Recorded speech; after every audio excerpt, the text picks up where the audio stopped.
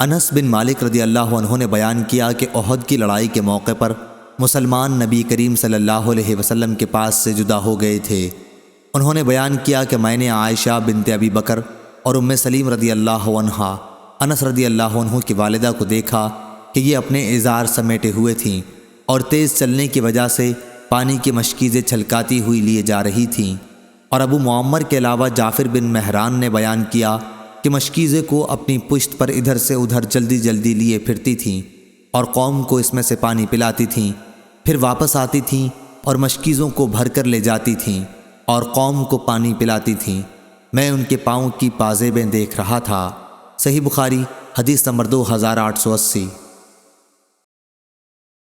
یونس نے خبر دی، انہیں ابن شہاب نے ان سے ثعلبہ بن ابی مالک نے کہا کہ عمر بن خطاب رضی اللہ عنہ نے مدینہ کی خواتین میں کچھ چادریں تقسیم کیں۔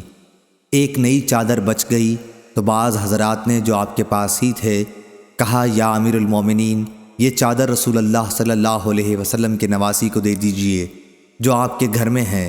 ان کی مراد آپ کی بیوی ام کلثوم بنت علی رضی اللہ عنہ سے تھی، لیکن عمر رضی اللہ عنہ نے جواب دیا کہ ام سلیط رضی اللہ عنہا اس کی زیادہ مستحق ہے۔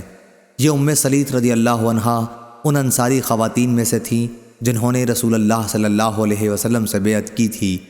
عمر رضی اللہ عنہ نے فرمایا کہ آپ احد کی لڑائی کے موقع پر ہمارے لیے مشکیزیں پانی کے اٹھا کر لاتی تھیں۔